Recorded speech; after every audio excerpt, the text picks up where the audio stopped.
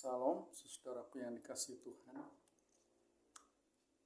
Saya ingin menyampaikan saat ini juga memang berdasarkan pengalaman saya dalam pelayanan dan juga dalam melihat fenomena yang terjadi di dalam kekristenan. Lebih khususnya yaitu bagaimana kalau pendeta atau pengkhotbah dalam menyampaikan firman Tuhan. Sebenarnya apa yang seharusnya lebih diutamakan atau lebih diprioritaskan di dalam penyampaian firman Tuhan tersebut?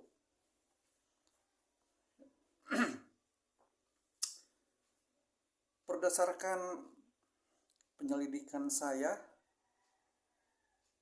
secara intensif terhadap firman Tuhan, Alkitab, dan juga dukungan-dukungan ada yang dari pengkhotbah yang saya nilai itu teruji, bukan pengkhotbah yang abal-abalan, betul-betul pengkhotbah atau pendeta yang kredibel, yang memang dia punya basic pendidikan teologi yang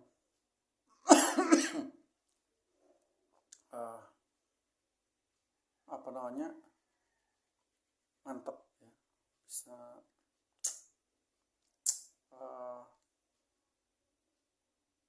dapat dipertanggungjawabkan, komprehensif.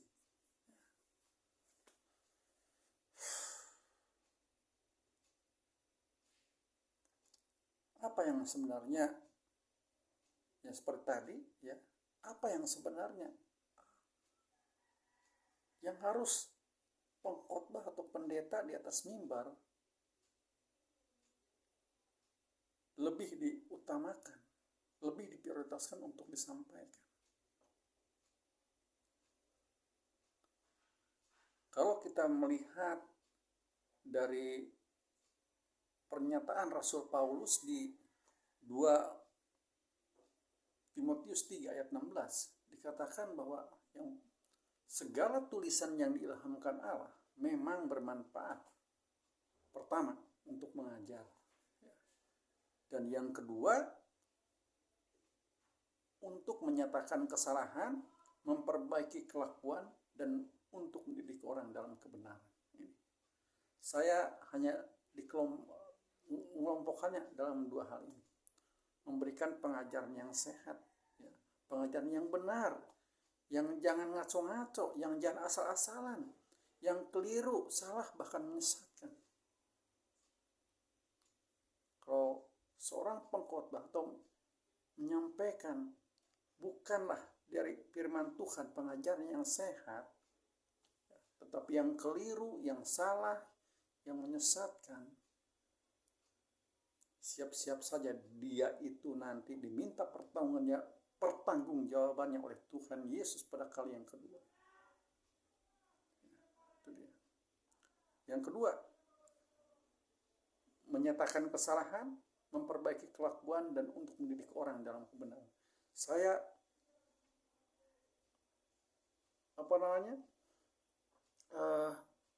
simpulkan dengan memberitakan Injil.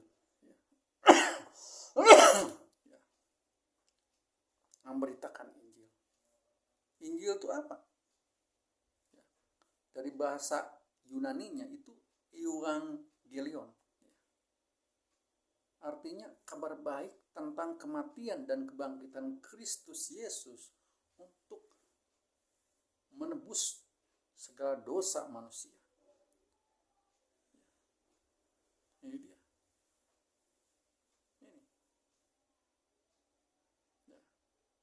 Dua hal ini harus menjadi prioritas. Lebih diprioritaskan di dalam penyampaian khotbah oleh pendeta atau pengkhotbah.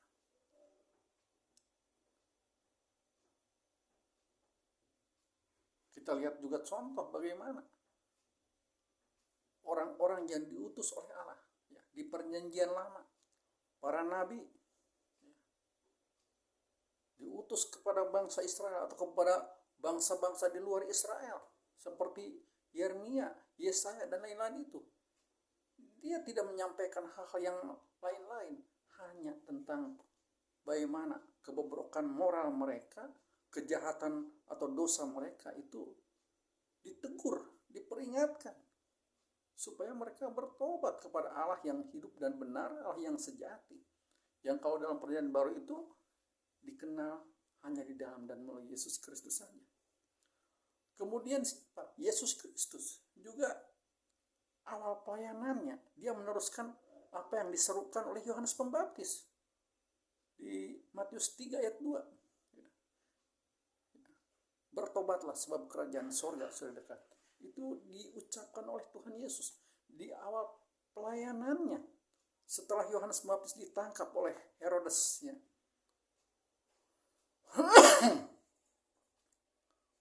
Di Matius 4 ayat 17. Bertobatlah sebab kerajaan sorga sudah dekat. Bertobat berkaitan dengan dosa-dosa kita. Ya. Ya. Diingatkan ya. Supaya kita bertobat kepada Allah. Bahkan Yesus sendirilah ya, kita tahu bukan hanya menyerukan supaya ada pertobatan ya dari manusia termasuk kita saat ini, tetapi juga dia memberikan dirinya ya, karena inilah yang memang dia diutus oleh Bapa turun ke dalam dunia untuk mati di atas kayu salib dan bangkit pada hari yang ketiga ya, bagi penebusan dosa kita. Ini lalu kemudian siapa lagi? Para rasul di awal pelayanan mereka menyerukan tentang ini.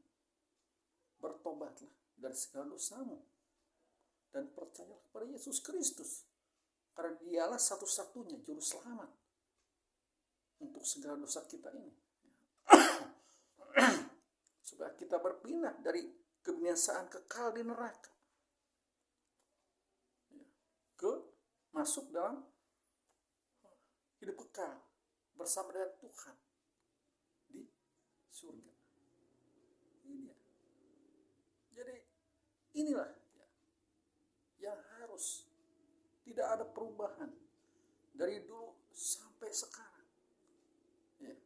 Selagi sampai manusia dunia ini masih ada, belum kiamat, pengkhotbah atau pendeta harus menyampaikan yang lebih banyak, lebih diutamakan adalah pengajaran yang sehat dan juga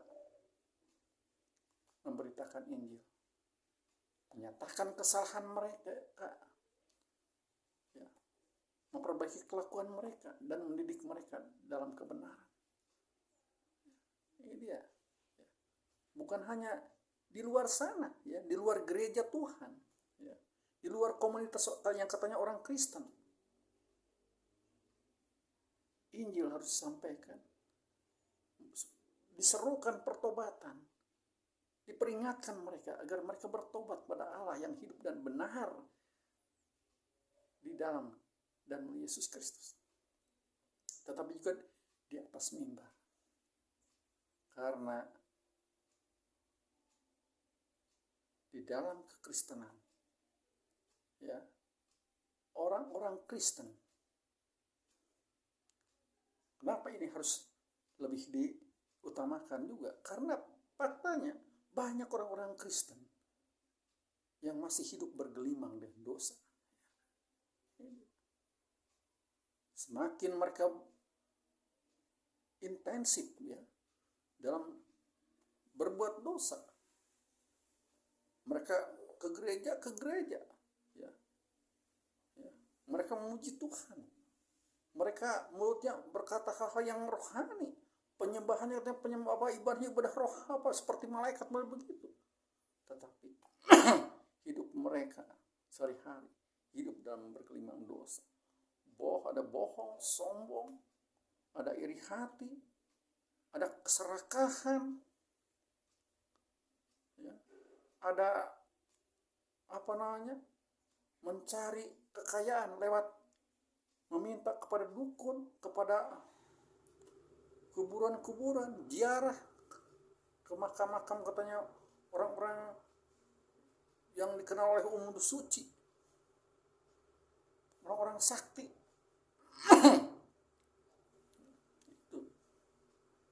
itu dosa.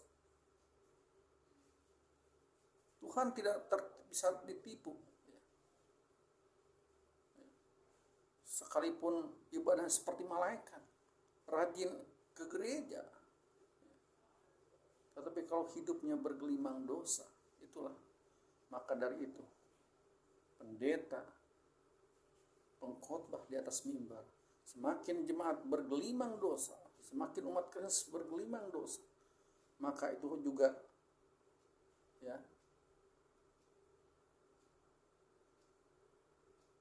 harus lebih diintensifkan dalam menyerukan tentang pertobatan, menyerukan Injil. Jangan lebih banyak yang lain. Ini kesalahan. Karena yang pertama, seperti yang saya katakan, kalau kita si pengkhotbah atau pendeta mengajarkan hal-hal yang sesat, yang salah, yang keliru dari maksud Allah yang sebenarnya dalam firman Tuhan itu, siap-siaplah dia. Pada waktu Yesus datang pada kali yang kedua, diminta pertanggung jawabnya oleh Tuhan. Dan juga kalau seorang pendeta atau pengkhotbah tidak menyampaikan seruan untuk pertobatan dari segala dosa, ya, tetapi lebih kepada hal-hal yang lain disampaikan, bahkan apalagi menindakbobokkan jemaat, ya. Jangan sampai jemaat kabur, ya, tersinggung, ya, dengan khotbahnya itu. Dipilih-pilihlah firman Tuhan yang baik-baik, yang menindakbobokkan, ya, supaya mereka tetap beribadah di situ. Apalagi kalau yang ini itu orang kaya, ya, orang pejabat, ya, yang pasti banyak duitnya. Itu mereka ketakutan. Wah, repot nanti ininya katanya. Jadi ini sudah ke hal yang kepentingan pribadi, bukan kemuliaan Tuhan. Kalau kemuliaan Tuhan dalam menyampaikan firman Tuhan harus tunduk pada apa yang maunya Tuhan, yaitu mengutamakan lebih banyak atau lebih sering, lebih diprioritaskan, yaitu menyerukan tentang pertobatan dari segala dosa. Injil, ini dia.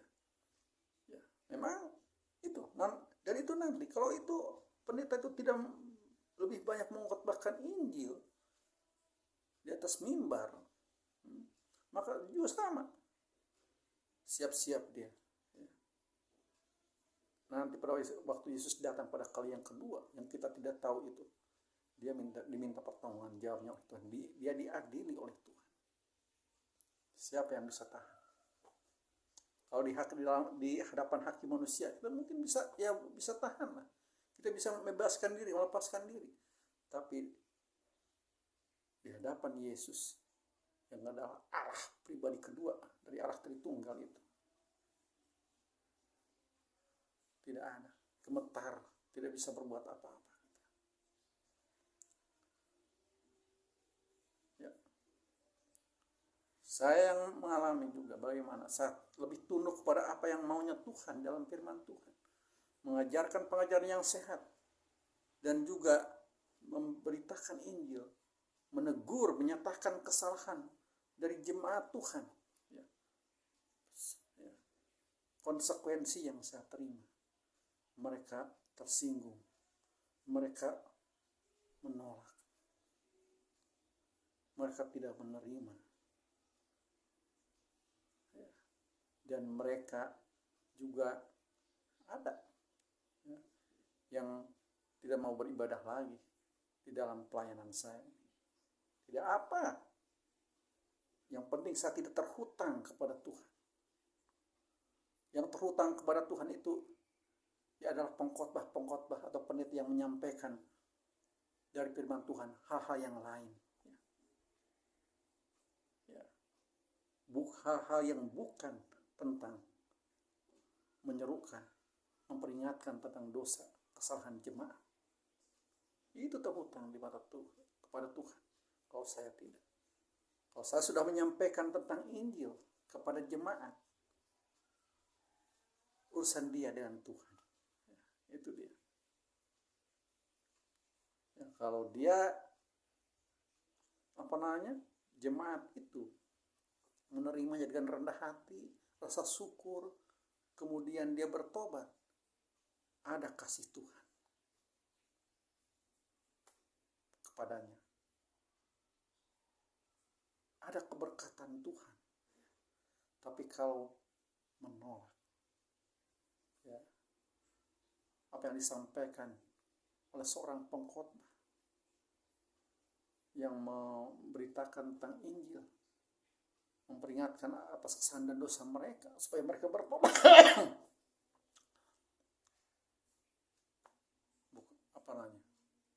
hukuman Tuhan akan nyata. Kalau mereka tetap mengeraskan hati, sama saja mereka sedang menganggap sepi, menganggap atau memandang rendah kemurahan Tuhan, kesabaran Tuhan yang menunggu dia bertobat. Sebenarnya dia sedang menumpukan